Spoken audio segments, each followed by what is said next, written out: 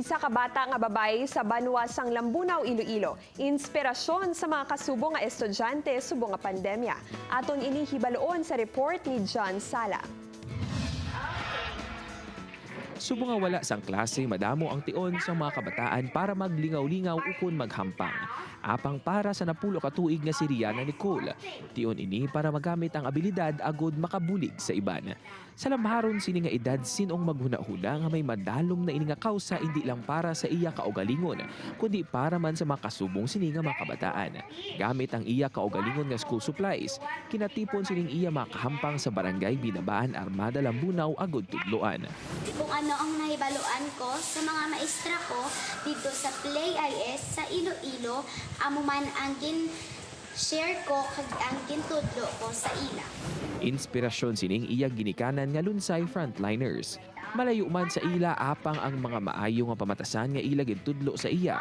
Wala sinigin kalimtan kag ginashare man niya sa iban nga mga kabataan.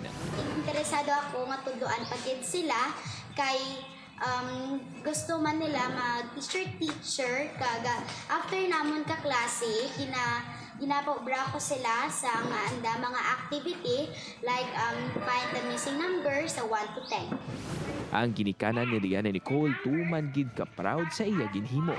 Tungod sa achievements sa amon bata na super touch gid kami ni Daddy kag very proud gid kami nga damo siya gali na inspire sa ginaubraya. Hindi gid malipat mag-pray kay Lord nga i-guide ka permi sa maayo mong ginapangobra. Hari lang kami ni mami mo, todo support ko na naman ang ginapangobra mo dira. Maghatag kuntani isang inspirasyon si Rihanna Nicole nga hindi upang ang edad para maghimo sang maayo nga buhat sa isig katawo sa piyak sang pandemya nga aton ginaatubang. Balita halin sa Banwasang Lambunaw, Iloilo.